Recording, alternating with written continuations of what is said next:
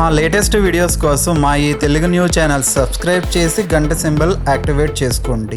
ఈరోజే దుర్గాష్టమి, నవరాత్రులలో 8వ రోజు. ఈరోజు అమ్మవారు దుర్గాదేవి అలంకారంలో భక్తులకు దర్శనమిస్తారు. ఈరోజు మీరు ఏం చేసినా చేయకపోయినా రాత్రి 12లోపు ఈ కథ వింటే చాలు. మీకు ఉన్న ఎలాంటి కష్టాలైనా సరే ఈ రోజుతో పోతాయి. మీరు కుబేరులుగా మారిపోతారు. పట్టిందల్లా బంగారం అవుతుంది. మీ జీవితం అద్భుతంగా మారిపోతుంది. లెక్కలేనంత ఐశ్వర్యం వస్తుంది. ఇక మీకు అన్ని శుభాలే జరుగుతాయి. ఒక అడవిలో కొంతమంది ఆటవికులు ఒక గుడి కట్టుకున్నారు. వారికి రాతి విగ్రహాలు దొరకవు గనుక ఒక చెక్క దుంగను విగ్రహంలాగా చేసి పసుపు కుంకుమలు అలిమి వస్త్రం కప్పి దానికే పూజలు చేసేవారు. అమ్మవారు కూడా వారి పూజకు ప్రసన్నమే కోరిన కోరికలను తీర్చేది. ఆ గుడికి ఒక పూజారిని మాట్లాడి నిత్యం పూజలు చేయించేవారు ఆటవికులు. ఆ పూజారి అక్కడికి 5 మైళ్ళ దూరం నుండి రోజు వచ్చి పూజలు చేసి వెళ్తూ ఉండేవాడు. ఒక్కనాడు కూడా విసుక్కోలేదు. ఇది ఇలా జరుగుతూ ఉండగా ఒకనాడు బోరున వర్షం కురిసింది. కుంభ ఋషిలా మారింది. ఆ రోజు ఆ గుడికి దగ్గరలోకి కట్టెలు కొట్టుకునేవాడు ఒకడు వచ్చాడు. వాడి పేరు రాములు. వర్షం కురుస్తూ ఉండటం వలన రాములు నిలవడానికి నీడలేక చుట్టూ వెతికితే దగ్గరలో ఈ గుడి కనపడింది. వెంటనే గుడిలోనికి వెళ్ళాడు రాములు. ఎదురుగా చూస్తే పెద్ద దుంగ కనబడింది. వెంటనే రాములు ఆహా, వర్షం వచ్చి చెట్లన్నీ తడిసిపోయాయి. ఈరోజు కడుపుకు తిప్పలే అనుకుంటున్న తరుణంలో ఎదురుగా ఇంత పెద్ద దుంగ దొరకటం అదృష్టం అనుకుని ఆటవికులు పూజించే ఆ దుంగను కొట్టబోయాడు. వెంటనే ఒరేయ్ రాములు, నన్ను కొట్టకు అంది అందులో ఉన్న అమ్మ. రాములు దేవుడు దయ్యం అంటే ఏమిటో తెలియని విషాదకుడు కనుక అక్కడ మాట్లాడేది అమ్మవారు అని తెలియని అజ్ఞానంతో ఎవడ్రా దుంగ వెనుక దాక్కుని మాట్లాడుతుంది, రండి బయటకు అన్నాడు. అప్పుడు ఆ దొంగ నుండి అమ్మవారు బయటకు వచ్చి నేను అమ్మను, నన్ను కొట్టకు అని రాములతో అంది. దానికి రాములు అయితే నిన్ను కొట్టకపోతే నా కడుపు సంగతి ఏమిటి అని ప్రశ్నించాడు. అప్పుడు అమ్మవారు రాములు, ఇదిగో నీకు 100 బంగారు నాణేలు ఇస్తున్నాను, వీటితో బ్రతుకు అని ఒక మూట అక్కడ పడేసి మాయమైపోయింది. ఆ మూటలో ఉన్న బంగారు నాణేలు చూసేసరికి చేతిలో ఉన్న గొడ్డలి అక్కడ పడేసి మూట తీసుకుని వేగంగా అక్కడి నుండి వెళ్ళిపోయాడు రాములు. అయితే పూజారి కూడా అప్పుడే అక్కడికి వచ్చి ఇదంతా చూశాడు. ఇదంతా చూశాక పూజారికి ఒక సందేహం వచ్చింది. ఏమిటి, అమ్మవారు రోజు నేను అంత దూరం నుండి వచ్చి పూజలు చేస్తూ ఉంటే నాకు మాత్రం ఏమీ ఇవ్వదా? గొడ్డలితో కొట్టబోయే ఆ బోయవాడిని కరుణించిందా అని అనుకున్నాడు. నేను కూడా ఆ బోయవాడిలాగా అమ్మవారిని నరకపోతే నాకు కూడా అమ్మవారు ధనం ఇస్తుందేమో అని అనుకున్నాడు. వెంటనే పూజారి ఆ గొడ్డలితో అమ్మవారిని నరకపోయాడు. కానీ గొడ్డలి ఎత్తాడో లేదో పూజారి కళ్ళు పోయాయి, చూపు పోయింది. అప్పుడు పూజారి, అమ్మా, ఎంత అపచారం చేశాను తల్లి, నన్ను క్షమించు అనగానే అమ్మవారు ప్రత్యక్షమై ఆ బోయవాడు అజ్ఞాని, దేవుడంటే ఏమిటో తెలియదు, నన్ను చూసి ఒట్టి కట్టె ముక్క అనుకుని కొట్టబోయాడు. నువ్వు జ్ఞానివి, నిత్యం నన్ను పూజిస్తున్నావు, అజ్ఞాని నరకబోగా నికరించాను అని నువ్వు కూడా అదే పని చేయబోయావు. ఏమీ తెలియని అజ్ఞాని చేసిన పని అన్నీ తెలిసిన నీవు చేస్తే ఎలా?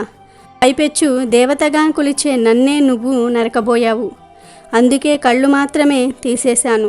చూపు తీయకపోతే నువ్వు పూర్తిగా సర్వనాశనమైపోయేవాడివి అని అమ్మవారు పలికింది. అప్పుడు పూజారి, అమ్మా క్షమించు, మరొక్కసారి ఇలాంటి పొరపాటు చేయను, దయచేసి చూపు ప్రసాదించు అని పలుమార్లు వేడుకొనగా అమ్మ కరుణించి చూపు ఇచ్చి ఇలా చెప్పింది.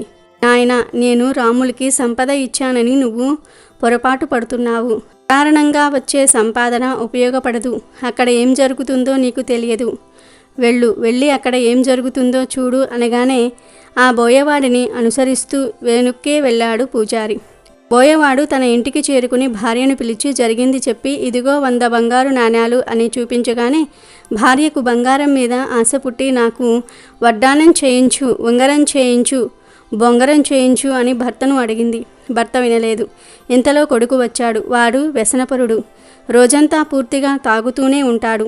అప్పటికే బాగా త్రాగి ఉన్నాడు.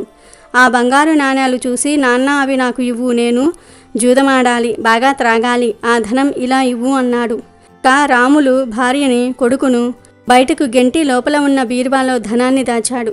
ఇంతలో భార్య లోపలికి వచ్చింది. ఇద్దరికీ వాదోపవాదాలు బాగా జరుగుతున్నాయి. ఇంతలో కొడుకు ఒక గొడ్డలి తీసుకుని వచ్చి తల్లిదండ్రులను ఇద్దరినీ కూడా నరికివేసి ఆ బంగారు నాణాలు తీసుకుని వెళ్ళిపోయాడు. అకారణంగా వచ్చిన సంపద అకారణంగానే పోయింది. ఆ సంపదతో పాటు ప్రాణాలు కూడా పోయాయి. అది చూసి చలించిపోయిన పూజారి వెంటనే గుడికి వెళ్ళి అమ్మవారి పాదాలపై పడి క్షమాపణలు కోరుకున్నాడు. కనుక మనకు ఏది కావాలో మనకు తెలియదు. మనల్ని సృష్టించిన పరమాత్మకు మనకు ఎప్పుడు ఏది ఇవ్వాలో తెలుసు. పరమాత్మను కొలిచేటప్పుడు కష్టం రావచ్చు, కానీ నువ్వు చేసిన పూజా ఫలితం వచ్చే వరకు వేచి ఉండాల్సిందే.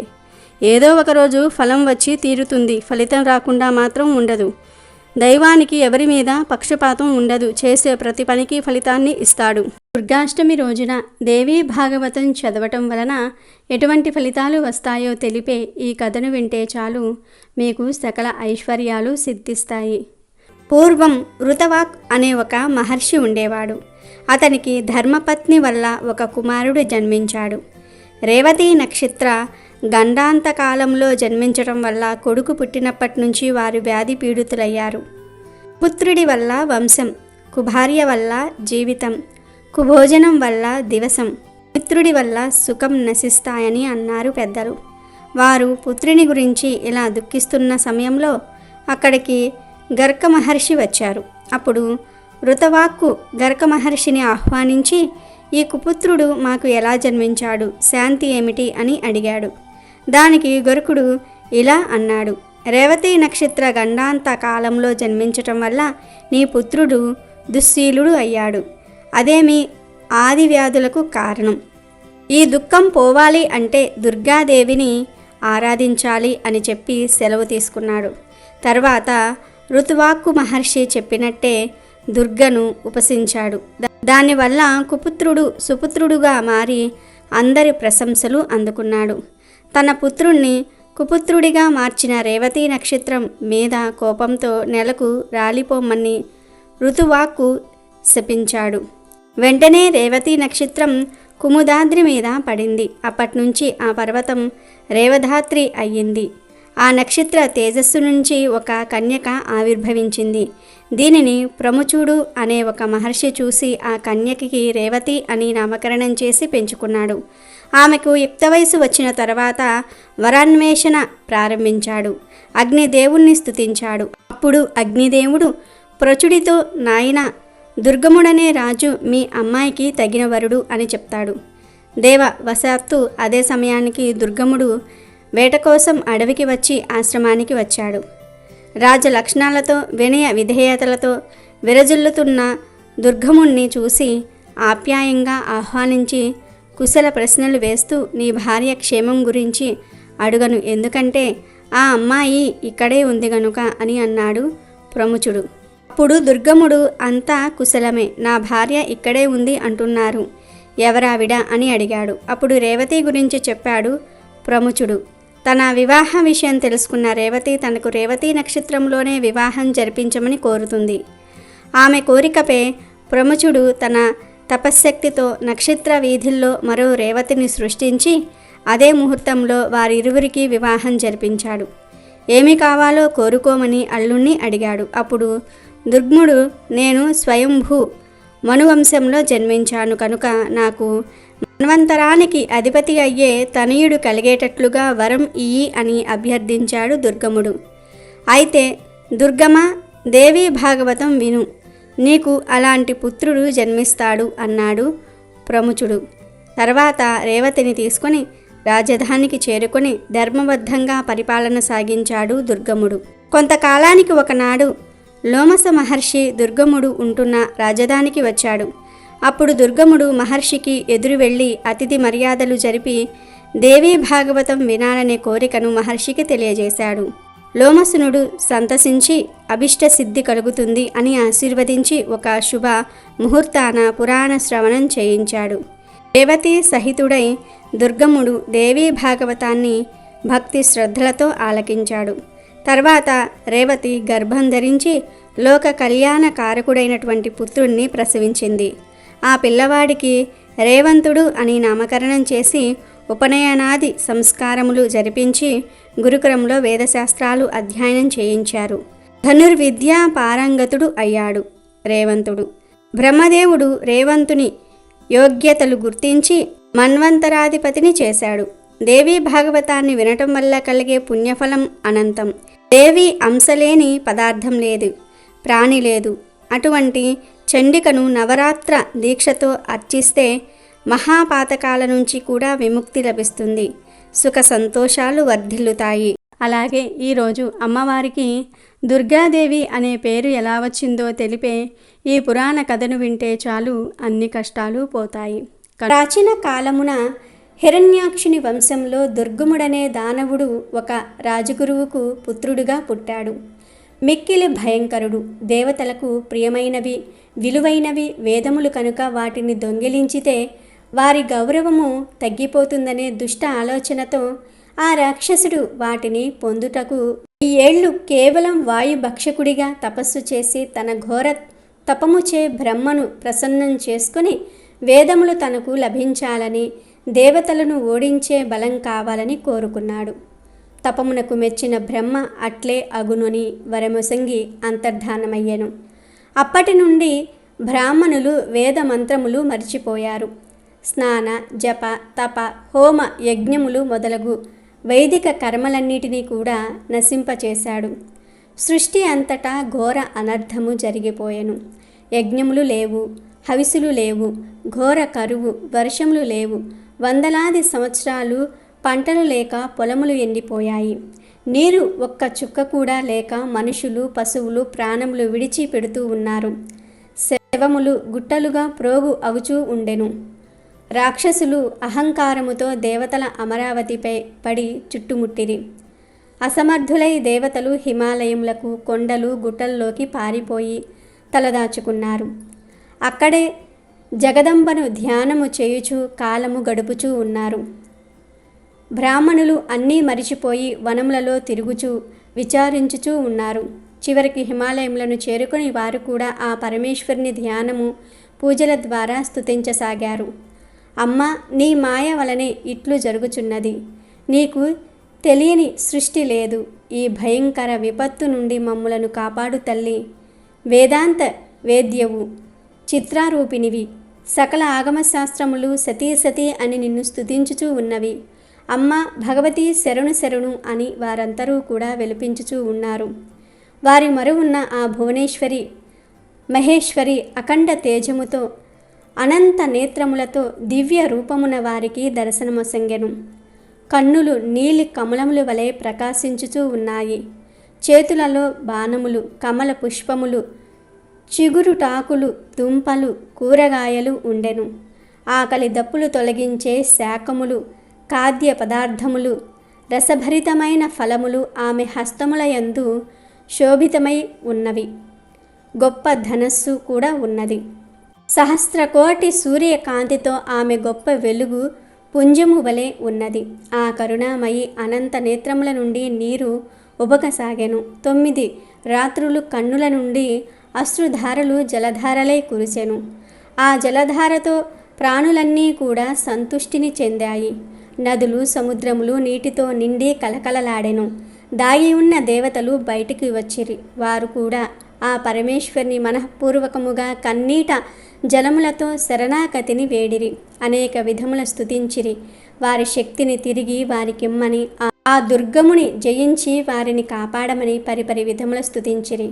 ఆ పరమేశ్వరి కరుణామయి వారి దీనమైన ఆలాపనలను విని కరిగిపోయెను.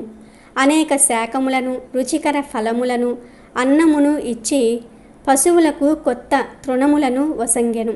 అందుచే ఆమెను వారందరూ కూడా శాకాంబరి అని పిలిచిరి. వేల కొలది కన్నులతో జలమును వసంగినది కావున ఆమెని శతాక్షి అనే నామముతో పిలిచిరి. దుర్గమునికి ఆ వార్త తెలిసింది. వెంటనే వాడు అంతులేని సైన్యముతో దేవతలపైకి యుద్ధమునికి వచ్చెను. కానీ ఆ దేవి నలువైపుల నుండి తేజోమయీ చక్రముచే దేవతలను కాపాడుచు దుర్గమునిపై బాణ పరంపర కొనసాగించెను. ఆమె నుండి అనేక శక్తులు ఉద్భవించెను. కాళిక, తారిణి, బాల, త్రిపుర, భైరవి, రమ, బగల, మాతాంగి, త్రిపుర సుందరి, కామాక్షి, జంభిని, మోహిని, చిన్న మస్త, గుహ్యకాళి మొదలగు శక్తులు ఉద్భవించి దుర్గముని సైన్యముతో మహాయుద్ధము చేసెను. శంఖ మృదంగముల శబ్దములతో భీతిని గొల్పెను. స్వయముగా దుర్గముడు యుద్ధమునకు దిగెను. మహేశ్వరికి దుర్గమునికి భయంకర యుద్ధము జరిగెను. వాడి గుర్రములను తన బాణములతో నేలగూల్చెను. జగదంబ ప్రయోగించిన 5 బాణములతో దుర్గముని ధ్వజము రథము కూలెను. వాడి వక్షస్థలమును బాణములు చీల్చివెయ్యగా ఆ భయంకర దానవుడు నేల కూలెను. వాడి తేజము అమ్మలో కలిసిపోయెను. బ్రహ్మ విష్ణు మహేశ్వర్ల సకల దేవతలు అంబను 1000 నోళ్ల శతాక్షి అని శాకాంబరి అని కొనియాడిరి. ఆ పిమ్మట మహేశ్వరి దైత్యుల నుండి వేదములను లాక్కుని దేవతలకు ఇచ్చెను. ఆ వేదములు లుప్తమైన కారణముచే అనర్థము జరిగినని, బ్రాహ్మణులు నిత్యము వేదములను పఠించుచు తనను పూజించవలెనని, వేదవాణి తన శరీరమని వాటిని రక్షించవలెనని మధురముగా పలికెను. నా చేతిలో దుర్గముడను రాక్షసుడు హతమయ్యను గనుక దుర్గా అను నామముతో తనను పిలిచిన వారు ఎవరైనను సరే తన మాయను చిన్నాభిన్నము చేసి తన స్థానమును పొందెదరని దేవి పలికెను. పూర్వం విక్రమార్కుడు అనే రాజు ఉండేవాడు. విక్రమార్కుడు విశాల హృదయం, వితరణ గుణం ఉన్న గొప్ప రాజు. విక్రమార్కుని ధైర్య సాహసాలు, దాన పరోపకార గుణాలు, త్యాగ నిరతి, పేరు ప్రతిష్టలు దిగ్గంతాలకు వ్యాపించి ఉన్నాయి. ఒకరోజు అవంతిరాజు ఒక భట్రాజు పద్యాల ద్వారా విక్రమాదిత్యుని గుణగణాలను విన్నాడు. ఇంత నీతిమంతుడు, సత్యనిష్ఠుడు, గుణాగ్రగణ్యుడు లోకంలో ఉంటాడా అని ఆశ్చర్యమేసింది ఆయనకు. విక్రమార్కుని మీద కించెత్ అసూయపడి నాకు విక్రమార్కుడంత కీర్తి ప్రఖ్యాతలు ఎలా వస్తాయి అని విచారించసాగినాడు. అదే ఆలోచిస్తూ పరాకుగా ఉండటం మొదలుపెట్టాడు. ఒకరోజు అవంతిరాజు వద్దకు ఒక సన్యాసి వచ్చాడు. యథావిధిగా అతనిని పూజించి రాజు, స్వామి, విక్రమార్కుని గుణగణములు నేను ఒక భట్రాజు ద్వారా విన్నాను. ఆ విక్రముడంతటి వాడు ఈ భూమి మీద లేడు. అట్టి యశస్సు నాకెలా వస్తుందో చెప్పండి అని ప్రార్థించాడు. అప్పుడు సన్యాసి, రాజా, నీకొక సూక్ష్మోపాయం చెప్తాను. హిమవత్ నగర సమీపంలో ఒక కాళికా ఆలయం ఉన్నది. సిద్ధ ప్రదేశమైన ఆ ఆలయం వద్ద కొందరు యోగ పురుషులు హోమక్రియలు చేస్తూ ఉంటారు. నీవక్కడికి వెళ్ళి పుష్కరిణిలో స్నానం చేసి శుచివై ఆలయ ప్రాంతంలోనికి ప్రవేశించు. గుండం ఒకటి త్రవ్వి కాళికాదేవి కోసం హోమము చేసి చివరికి గుండములో దిగి నిన్ను నువ్వే పూర్ణాహుతి చేసుకో. దయాసాగరులైన ఆ యోగ పురుషులు నిన్ను రక్షిస్తారు. నీ సాహసానికి మెచ్చి దేవి కరుణిస్తుంది అని హితము చెప్పాడు. సరే అని సదాచార్యుడైన రాజు అటులనే చేశాడు. అక్కడే ఉన్న యోగ పురుషులు దయతో రాజును రక్షించారు. రాజు సాహసానికి మెచ్చి సన్యాసి చెప్పినట్లుగానే కాళికాదేవి కరుణించి ప్రత్యక్షమయ్యింది. ఏం వరం కావాలో కోరుకోమంది. అప్పుడు కాళికాదేవితో రాజు, తల్లి జగన్మాత, నాకు ప్రతిదినము 7 కోట్ల ధనం వచ్చేటట్లు అనుగ్రహించు అని అడిగాడు. దానికి కాళికాదేవి, నాయన, ప్రతిరోజు నీవు హోమం చేసి పూర్ణాహుతి ఇచ్చినట్లయితే నీవు కోరుకున్నట్టే జరుగుతుంది అని చెప్పి అంతర్ధానమైనది. ఆ తరువాత అవంతిరాజు తనను రక్షించిన యోగ పురుషులకు కృతజ్ఞతలు తెలిపి నగరానికి వచ్చి దేవి ఆజ్ఞానుసారం చేసి ప్రతిరోజు 7 కోట్లు సంపాదిస్తాడు.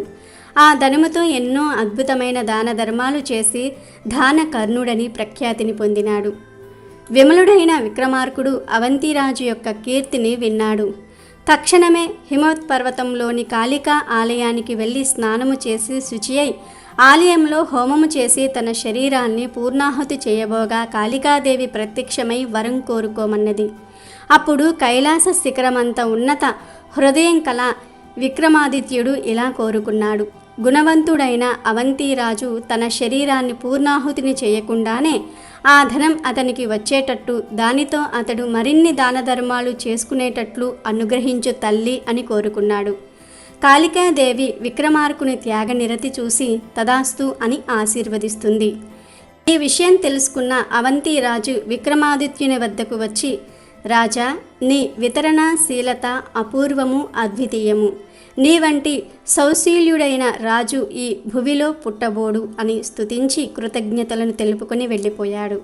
ఈ కథ ద్వారా తెలుసుకోవాల్సిన విషయం ఏమిటంటే, విశాల హృదయం, వితరణ గుణం ఉన్న వారిని ఆ దేవి ఎల్లప్పుడూ ఎల్లవేళలా ఆశీర్వదిస్తుంది. తప్పక ఈరోజు రాత్రి 12 లోపు ఈ కథలు వింటే చాలు. మీకు ఉన్న ఎలాంటి కష్టాలైనా సరే ఈ రోజుతో పోతాయి. మీరు కుబేరులుగా మారిపోతారు. పట్టిందల్లా బంగారం అవుతుంది. మీ జీవితం అద్భుతంగా మారిపోతుంది. లెక్కలేనంత ఐశ్వర్యం వస్తుంది. ఇక మీకు అన్ని శుభాలే జరుగుతాయి. వీడియో నచ్చితే లైక్ చేయండి, షేర్ చేయండి, బట్ సబ్స్క్రైబ్ చేసుకోవడం మర్చిపోవద్దు.